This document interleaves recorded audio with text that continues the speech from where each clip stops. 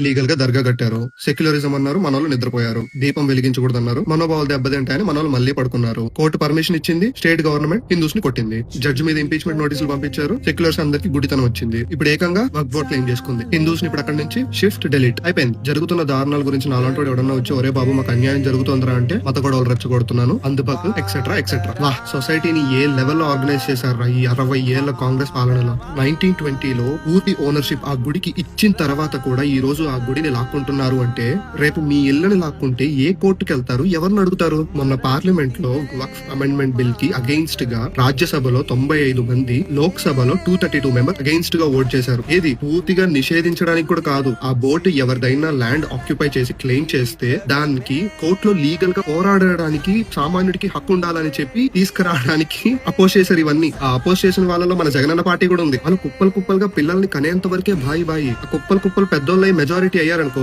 Bye లేదు, good bye. మళ్ళా కొంతమంది వస్తారు, నీకేం తెలీదు ఇవన్నీ పాలిటిక్స్, నువ్వు అందుభక్తివి అని. లండన్, జర్మనీ, ఫ్రాన్స్, మొత్తం యూరోప్, మొన్న సిడ్నీ, ఆస్ట్రేలియా, యుఎస్ఏ అన్ని దీని మీదే పోరాడుతున్నాయి. ప్రతి కంట్రీలో కేఓసే, ర్యాలీలు, ప్రొటెస్ట్లు అగైన్స్ ఇస్లాం. అక్కడంతా మోడీ ఉన్నాడు కదా, ఆర్ఎస్ఎస్ ఉంది కదా, బీజేపీ నడిపిస్తుంది కదా అవన్నీ. లండన్ అయితే పూర్తిగా తన అస్తిత్వాన్ని కోల్పోయింది. రే బాబు సెక్యులర్ లెఫ్టిస్ట్ హిందూస్ మెజారిటీగా ఉన్నారు కాబట్టి నువ్వు ఈ ట్యాగ్ వేసుకొని తిరుగుతున్నావు, లేకుంటే ఇకనైనా నిజాన్ని చూడు. జై హింద్, జై భారత్, జై శ్రీరామ్.